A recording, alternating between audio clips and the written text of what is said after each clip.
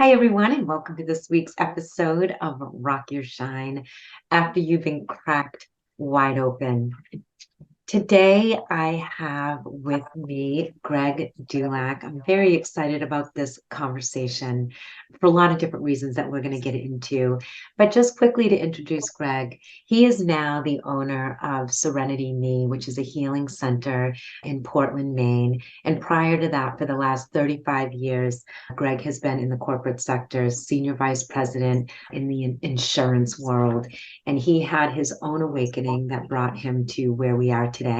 And that is going to be at the heart of our conversation. So I want to welcome you, Greg, to our podcast. Thank you. It is so nice to have you here. You know, I'm just going to tell listeners how you and I actually met.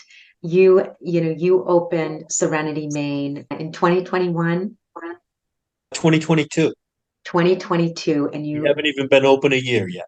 yeah, brand new and doing some really beautiful things. And you saw me on 207 with my grief and loss work, and this is how you and I have met. And we are going to be working together. And I asked you to come on because I have been so inspired by your story. So why don't we just jump right in? I know a little bit about your story, but not much. And I would like you to start wherever makes sense for you. Sure. I guess what I would say is maybe one of the things that people have told me, and I recognize myself, is I'm fairly creative in how I go about projects and how I go about my work. And I did that for 35 years and successfully did it within a corporate environment.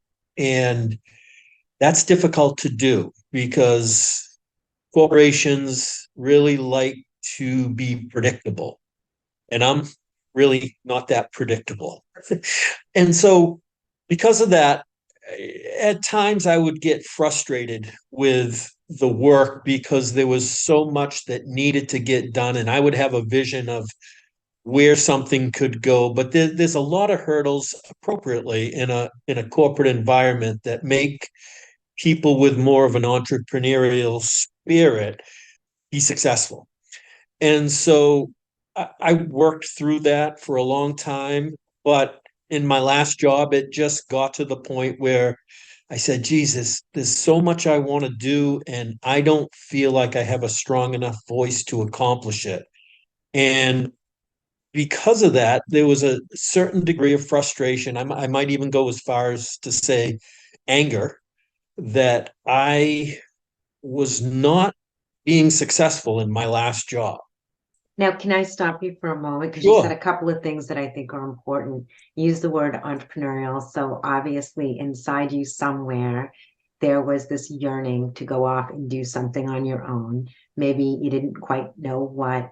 But when you said not being successful in your job, what do you mean by that? How did you measure success? Success for me. I was a broker. My last job was senior vice president of brokerage at a company called Willis Towers Watson. And as a broker, you really do have the opportunity to be somewhat entrepreneurial and how you go after different prospects, the negotiating tools that you use between your client and, in my case, the other party that was looking for reinsurance services.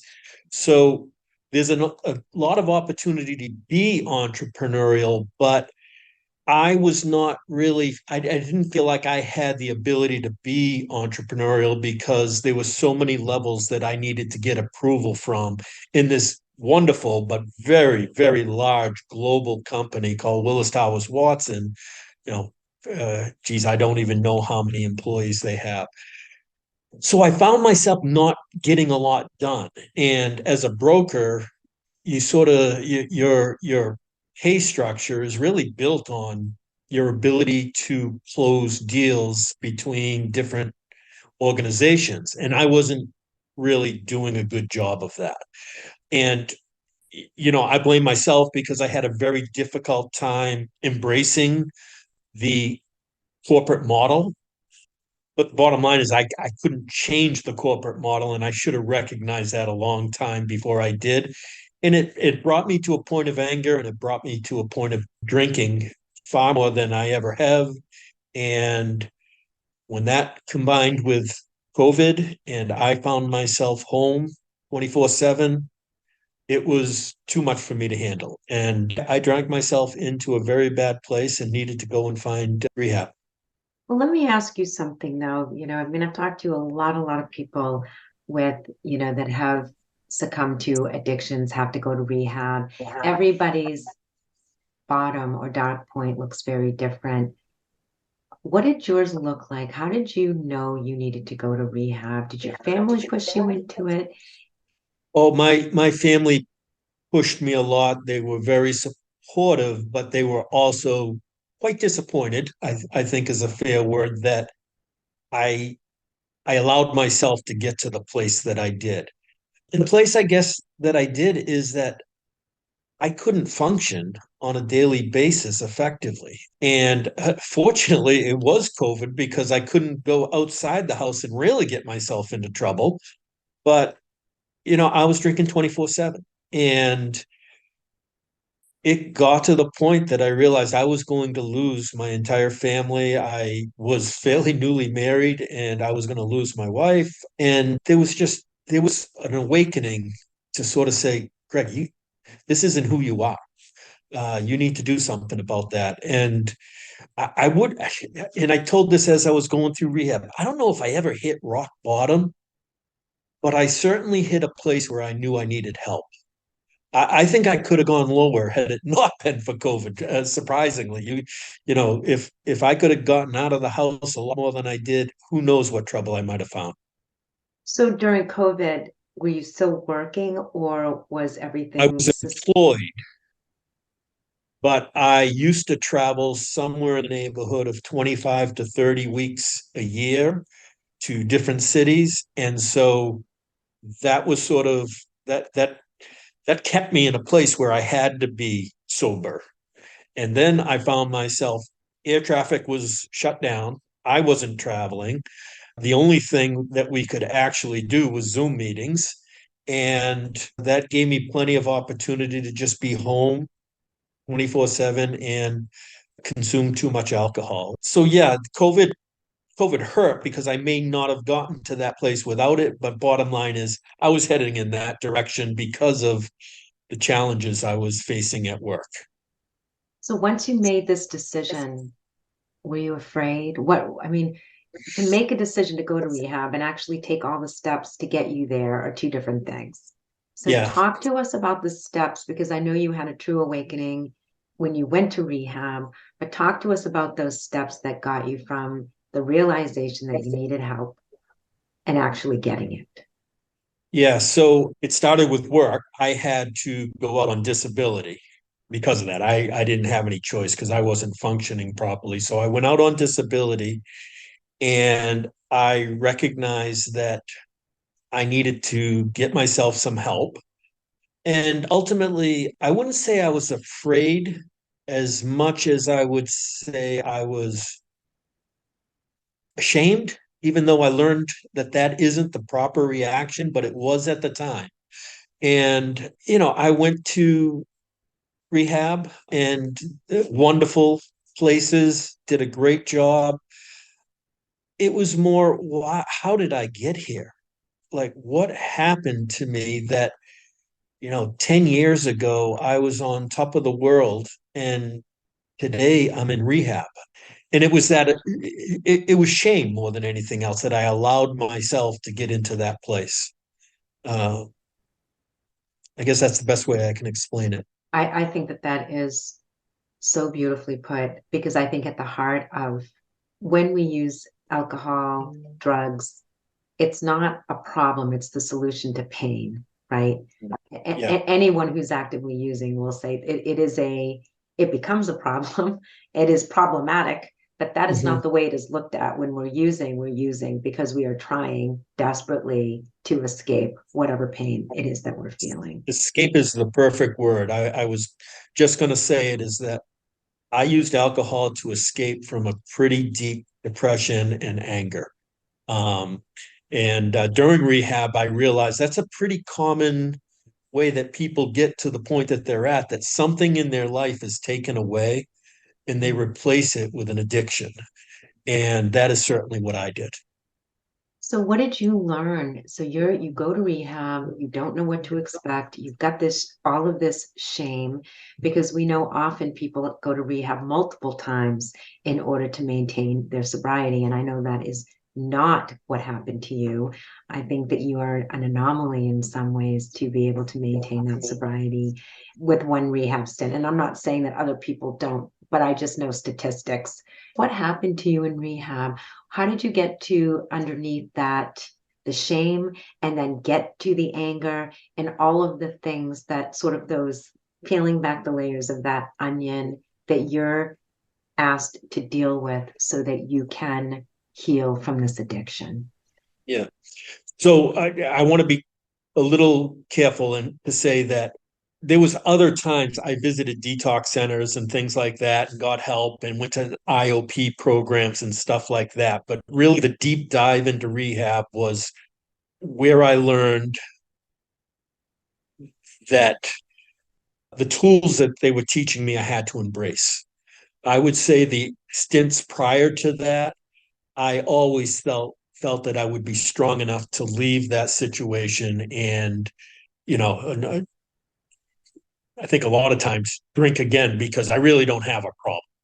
What I have is a situation that I'm dealing with, and I'm dealing with it with alcohol. So, but the last time, every time I left, I would think I could go back to my employer and change the way they work or get them to recognize how I work. And the last time I finally, and it was the Serenity prayer, which is where this name SerenityMe came from. It was a serenity prayer that sort of told me, you aren't going to change this, Greg. So can you accept it? And the answer was I couldn't accept it either. So there was really only one choice, which was to leave. And so I left and decided I was going to do something else. And early on, I wasn't quite sure what that was going to be. It wasn't until I left rehab that I said, Jiminy Crickets, this stuff they've taught me is powerful. I think I can embrace this. And then not only did I embrace it, I started a business. So, was there a moment? Because I know that's where you were introduced to mindfulness and meditation. And was there a moment during a meditation or something that you felt a shift? It was certainly, for me personally, the biggest shift came through meditation. That quiet period where I am just within myself and thinking about myself and not thinking about others and not thinking about work and that feeling through meditation was really something that said to me, this helps. Breathworks was something else that, I started to appreciate. EFT tapping was something that I did that I said, this is something I can do on my own for 5 to 10 minutes a day when I feel stressed. So I started to find all these tools that could take me from an angry place to a peaceful place. And they weren't labor intensive. They were, I'm kind of a go, go, go, go, go type of guy. And I said, but yeah, but this is 5 minutes out of your day. This is 10 minutes out of your day. And when I realized that it wasn't quite as daunting as I thought it could be, I think that's when I really embraced the fact that these tools that they're giving me are going to work as long as I choose to let them work. And I hadn't, prior to that, all of the tools that people were telling me and stop drinking and yeah, I'm going to be fine. Don't worry about me. No, I'm good. And there was a lot of that, which there is a lot of that when people are having challenges. But it really was the mindfulness tools that they gave me that allowed me to sort of say, put these in your life and you're going to be fine. And also stop trying to change things you can't change. And also, it was surrendering. And I really need to sit here for a moment because, an analogy I use for us as human beings that most of the time we act like salmon and swim against the tide, and life doesn't have to be as hard as we make it. And what causes our suffering or deeper suffering is oftentimes not even the event, but our resistance to whatever is happening, right? And I call it reaction versus responding. And a lot of Yeah. us react. And so you surrendered this time. And I thank you for telling me that there were other steps that led up to actually going to rehab and having a real shift. So what happened in your mind when you went to rehab that last time? Because there had to have been a surrendering for you to get to a place of really opening up to what you were being taught that did not take root prior to that. Well, the word surrender is a great one because there's a gentleman that I grew a lot of respect for through the process. His name's Lenny Smith, and I remember the last time I went, and it was the very beginning of it. I went up to him and I put my fists together and my hands out straight, touching each other, and said, "I surrender." You know, I can't do this on my own. I need to start being a better student to you guys. It was really the fear of losing my family, and and it was it was scary to me because it, if there's anything I hold dear, it's my family. And I really didn't have a good relationship with my family at the end. And I said, if you don't straighten yourself out, you're going to lose them. So it was worth surrendering to. And it, my family just embraces me again. And that's when magic happens and when we stop Yeah. resisting and we open to life rather than white knuckling it and hanging on so tight we strangle the magic of what life is Yeah. because It we is. can't fight it. Like life is is about flow and there are sad things that happen because we're human, but Yeah. surrendering to life opens us up to the magic. So let's talk about the magic that started happening for you when you surrendered, because you're an entirely different place now than when you went in. Yeah. And and and I've been around you, right? I'm going to be working with you, and I could feel your energy, and there is a calmness. I didn't know you before before you're surrendering, but there is a joy that sort of emanates from you when I sit in your presence. And so I would love to hear the magic that started to unfold when you started to surrender. Well, if you saw me 2 years ago, I was pretty tightly wound up. And so I think one of the challenges of opening a mindfulness center is people are looking at me like, Greg Dulac opened a mindfulness center? You got to be kidding me. So that's that's one of the hurdles I'm still getting over. But the magic was simply waking up in the day and knowing that I wasn't going to have urges to go buy alcohol, which freed me up tremendously. And it was my son who said to me one time, I bet the biggest thing that you appreciate with your new life is that you're not thinking about, I need to go get alcohol. You're not thinking about, how do I drink without anybody looking at me? That is a burden. I mean, that is to be drinking the way I did. It's a burden. It's And prison. It's a true it's, prison. and he was absolutely right. Now it's like I live my life. My family doesn't worry that I'm going to go out and buy something to drink. My friends fully accept the fact that I don't drink anymore. And the magic is not having that burden of, oh, I need to go get some whiskey so I can have it for the evening, or else I'm going to run out. It's just so freeing to not have that burden and living it and then not living it. You really don't recognize it until you feel recovered. And I know recovery, and that's sort of a word that some people say you're recovered and some people say you're in recovery. And I think in semantics, for the most part, I'm not going to drink again. That's what I know. Yeah, which is incredible. So when I talk about magic, I'm talking about You left a career of 35 years. You ran off and opened this company that you had to learn about, right? Yes. Yoga. I mean, all of the things in that spiritual mindfulness world is all was all new to you.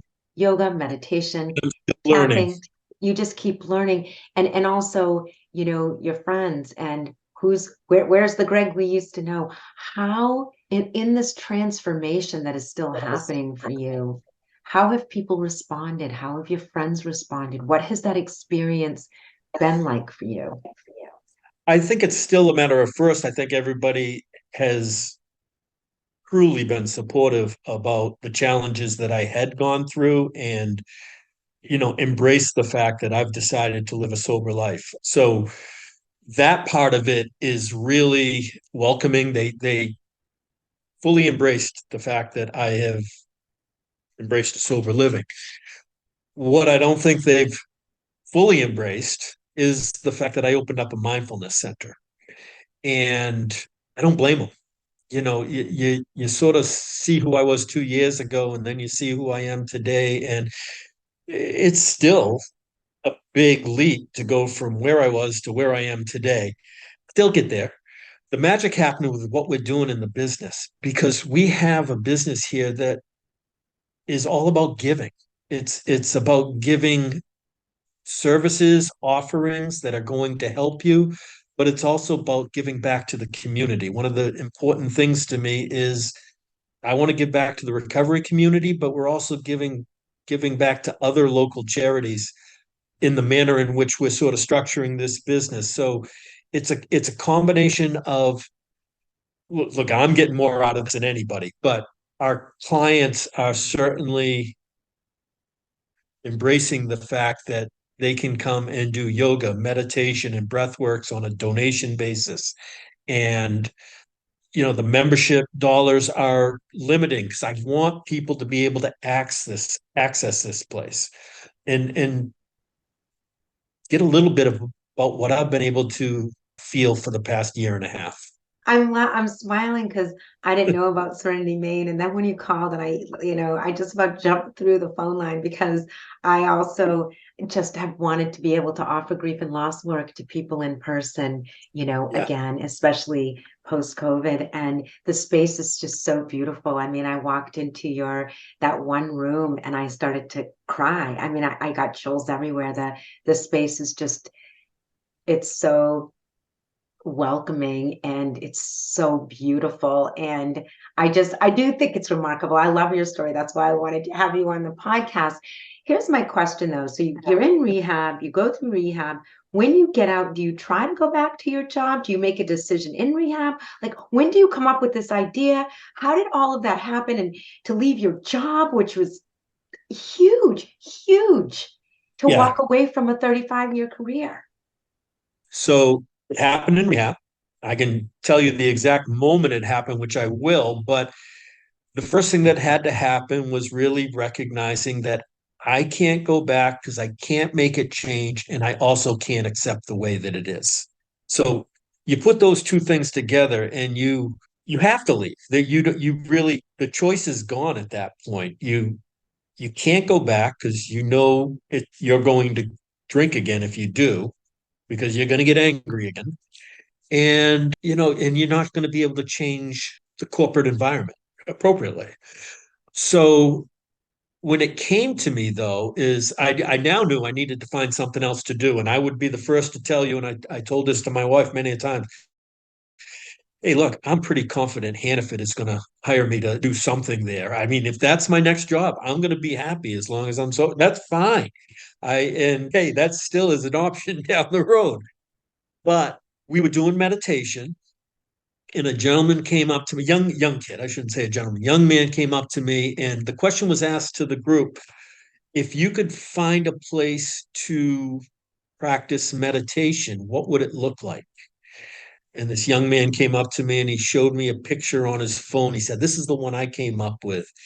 And that photo of a space that he would like to meditate in looks very much like the space that I built. And I said to myself, I wonder if this can be a business. And quickly understood that meditation only could not be a business. There had to be more, much more wrapping around it than that. But that's when it sort of came to me, is that I think this, and bringing the tools that I'm being given to the community, whether you're in recovery or not, could be very powerful for the community. And I also have a background in insurance, and I thought to myself, businesses who endorse what we're trying to do here and encourage their employees to come and access the tools that we offer here will go back to their employer more productive, more focused, in better spirits, and that will become contagious within the organization. So it really got exciting quickly on the possibilities of what this could be. My problem, one of the reasons why the corporate world wasn't a perfect fit for me, I was looking out 2 years about what it could look like, and needed to find a way to continue to bring myself back so that I could do all the steps, not my strength. What are all the steps that need to occur to make this a successful business so you can have that long-term vision and have it be successful? So it was in rehab that I determined this is what I'm going to do. Okay, this is perfect because one thing I talk about, people have heard me talk about before. One of the reasons people let go of their dream is because they can't hold the present and the future vision at the same time. They become too overwhelmed by the steps. Yeah. So you come up with this idea. You have no idea how you're going to go from Oh, rehab to opening SerenityMe.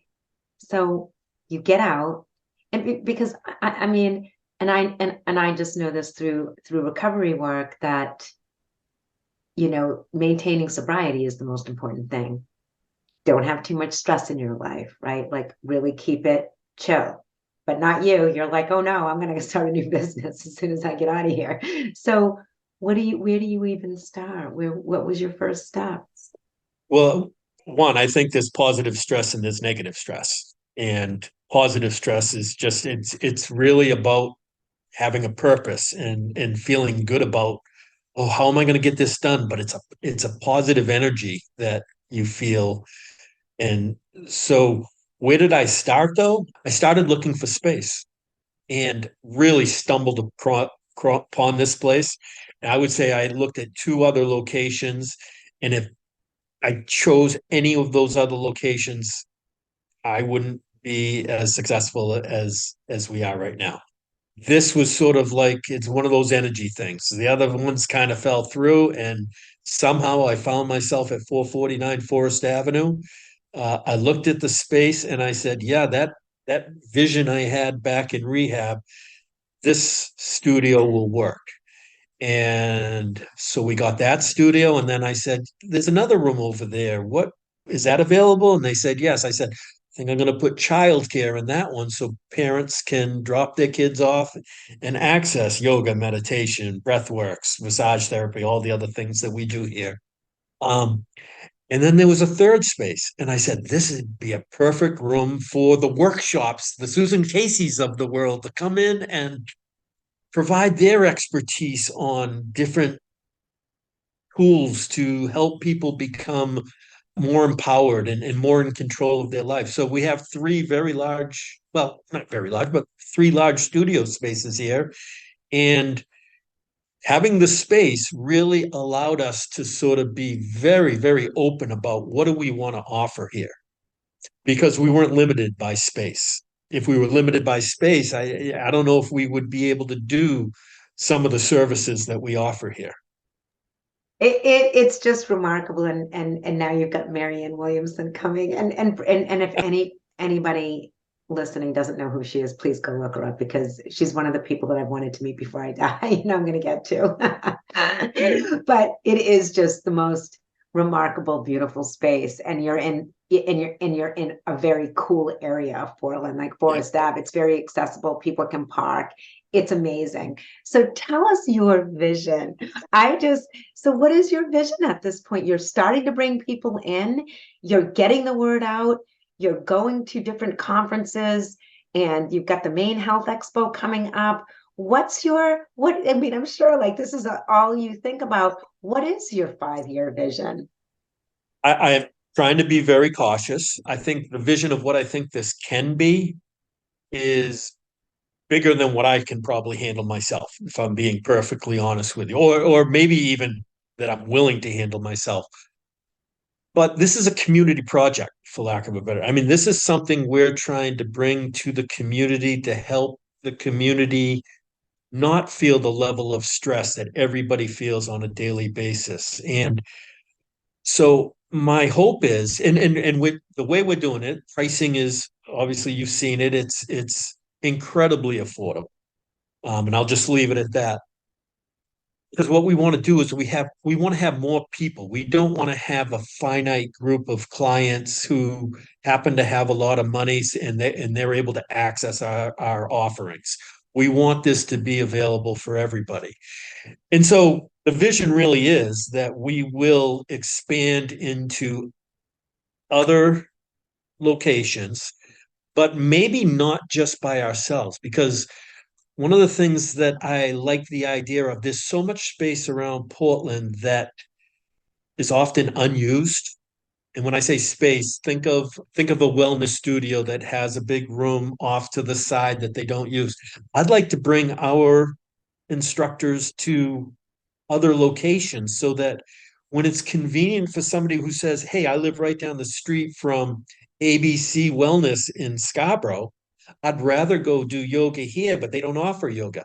Well, we'll bring our yoga instructors to that location. We'll bring our meditation to that location. We'll do a workshop, so we can. The thing I say about like fitness facilities, well, you can't do what you do in our studios because you can't bring your weights to us, but we can bring our instructors to you. And that's the message I want to get out to other wellness facilities, fitness centers, et cetera, is that let's collaborate together and let's bring this across Greater Portland instead of just having one location. So I guess that's sort of the vision that I have, is that this would be a wonderful, wonderful way to sort of spread this across Greater Portland and hopefully into York and up in Lewiston, Auburn areas and stuff like that. Because that's the vision. I want this to be accessible to everybody. I love that so much.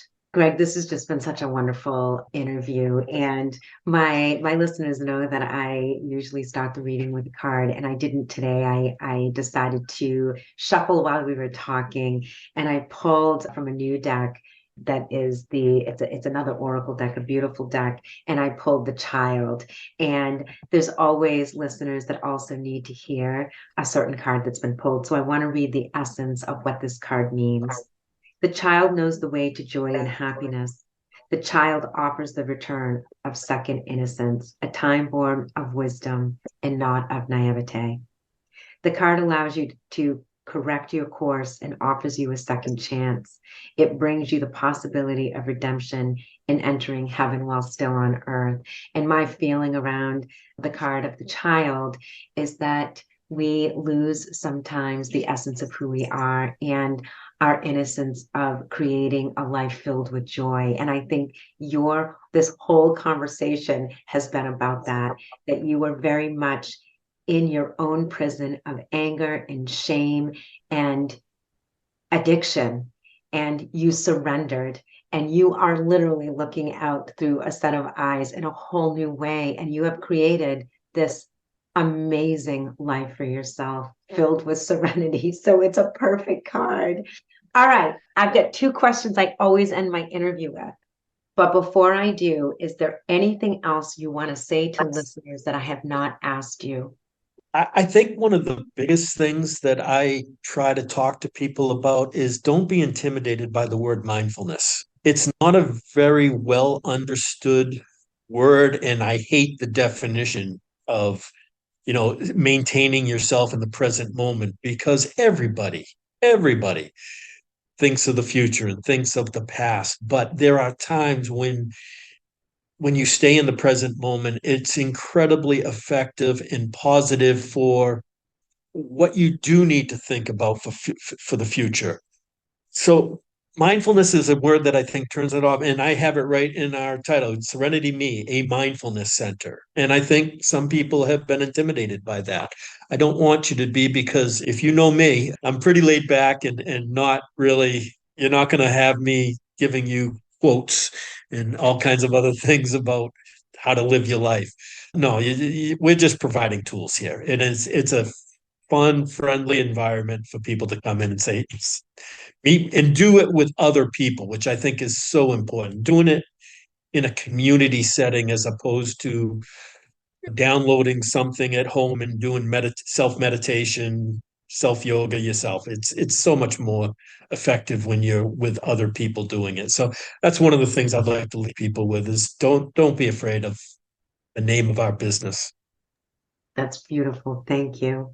Okay, last two questions. What does self-love mean to you? Hmm. I've often talked to people about, I think an ego is important. I really do. And a lot of people think ego is a negative connotation, but you have to like who you are. You have to love who you are. And you have to not be afraid to show that to other people that you're confident and you feel good about what you're doing and what you're, in my case, what I hope to be giving back to the community. And I love that I love that my mind goes there. How can I give back to the community? So, and there's ego associated with it. I think problem is with when ego sort of transitions into arrogance. And I have asked enough people, if that happens, let me know.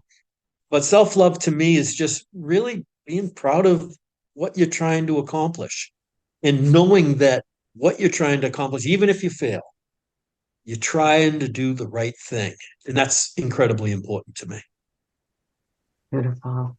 And that forgiveness, right? Letting go of that shame, because without those experiences, you wouldn't even be here doing what you're doing today. So the Not gratitude a, has to be in everything that happens in our life because it brings us and creates and helps to create who we are. I have So, had bosses for years tell me that you're an entrepreneur, Greg. You don't belong in the corporate environment. And maybe they were trying to get rid of me. I don't know, but they recognized that the environment that I was trying to work in was challenging, and so yeah, I understand that.